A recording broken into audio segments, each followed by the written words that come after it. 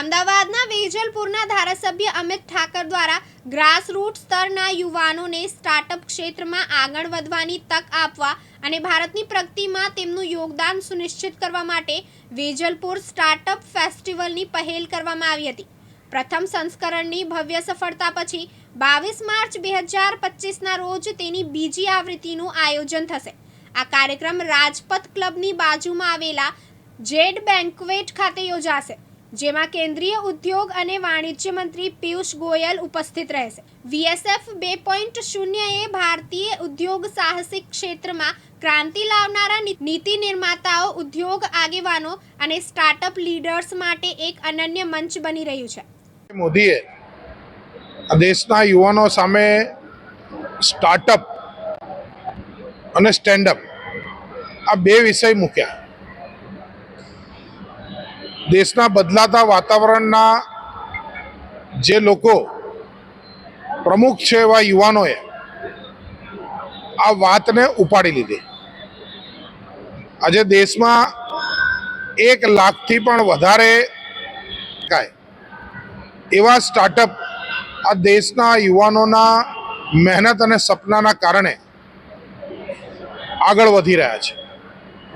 મુખ્યમંત્રી ભૂપેન્દ્રભાઈ પટેલના નેતૃત્વમાં સ્ટાર્ટઅપ મૂવમેન્ટ એ ખૂબ સફળતાપૂર્વક આગળ વધી રહી છે।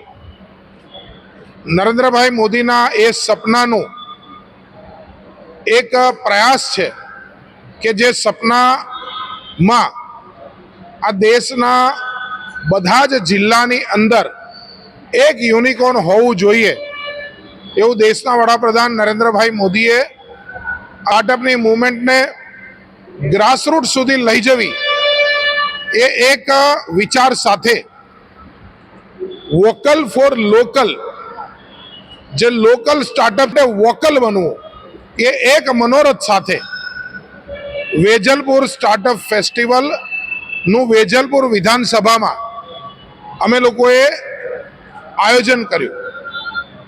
ગઈ 3 ફેબ્રુઆરી 2024માં પહેલું વેજલપુર સ્ટાર્ટઅપ ફેસ્ટિવલ કરવામાં આવ્યું હતું।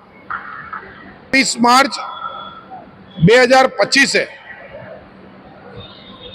વેજલપુર સ્ટાર્ટઅપ ફેસ્ટિવલ 2.0 સેકન્ડ સિઝનની જે આયોજન જે કરવામાં આવ્યું છે એ આયોજનમાં પ્રેમના કારણે વેજલપુરના યુવાનોમાં એક નવો ઉત્સાહ પણ બન્યો છે।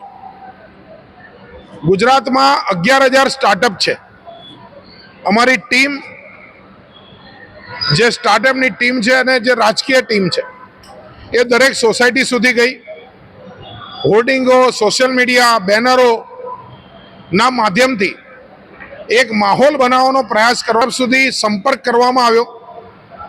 આજે અમને એ કહેતા ગૌરવ થાય છે કે 11,000 સ્ટાર્ટઅપનો જે ગુજરાત રાજ્યનો ડેટા હોય એમાંથી 2400ની જેટલા સ્ટાર્ટઅપ એ ખાલી વેજલપુર વિધાનસભામાં અમે લોકો શોધી શક્યા છે। લગભગ DPIIT એટલે કે કેન્દ્ર સરકારના સ્ટાર્ટઅપ ઇન્ડિયા અભિયાનમાં જે રજીસ્ટર થયા હોય એવા 1208 સ્ટાર્ટઅપ સુધી અમે પહોંચવાનો પ્રયાસ કર્યો।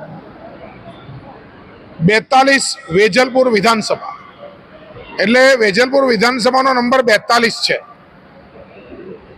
સ્ટાર્ટઅપને શરૂઆતમાં મદદ કરવાની હોય, એમની પાસે ફંડ ના હોય, પણ એમની વાત એમણે લોકો સુધી, દેશ સુધી, સમાજ સુધી મૂકવી હોય, ઇન્વેસ્ટરો સુધી વાતને પહોંચાડવી હોય, અમે 42 સ્ટોલ બનાવી અને સ્ટાર્ટઅપને અમે લોકો ફ્રી આપી રહ્યા છે, જેના કારણે એ પોતાની પ્રોડક્ટને એક્ઝિબિટ કરી શકે। યુવાનો ખૂબ મોટી સંખ્યામાં આ સ્ટાર્ટઅપ ફેસ્ટિવલને વિઝિટ કરતા હોય છે। એમાંથી યુવાનો એક આખા એટમોસ્ફિયરથી વાકેફ થઈ અને પોતાના જીવનમાં પણ સ્ટાર્ટઅપ થ્રુ આગળ વધવા માટેનું એક એમનું મન મજબૂત કરતા હોય છે। અમે GCCI હોય, CII હોય, એસોચેમ હોય, ફિક્કી હોય, CC હોય, બધા જ લોકોને, ઇન્ડિયન ચેમ્બર હોય, બધા જ લોકોને અમે સંપર્ક કરી એમના ઇન્ડસ્ટ્રીયાલિસ્ટોને વેજલપુર એન્જલ નેટવર્કમાં જોડાવાનો અમે વિનંતી કરી. જેની જોડે પૈસા છે એ લોકોને કીધું કે તમે ગોલ્ડમાં રોકાણ કરતા હશો, તમે શેર બજારમાં રોકાણ કરતા હશો, તમે રિયલ એસ્ટેટમાં રોકાણ કરતા હશો, પણ જો તમારે રોકાણ કરવું છે તો આ યુવાનોના સપનામાં રોકાણ કરો. કદાચ આ બધા કરતાં તમને વધારે રોકાણનું જે તમને રિવર્ટ હોય એ આ તમને સ્ટાર્ટઅપની અંદરનું રોકાણ એ તમને વધારે ગેઇન આપશે. આ કન્વિન્સ કરવાનો અમે પ્રયાસ કર્યો છે. માનવ મહેતા, દિવ્યાંગ ન્યૂઝ, અમદાવાદ.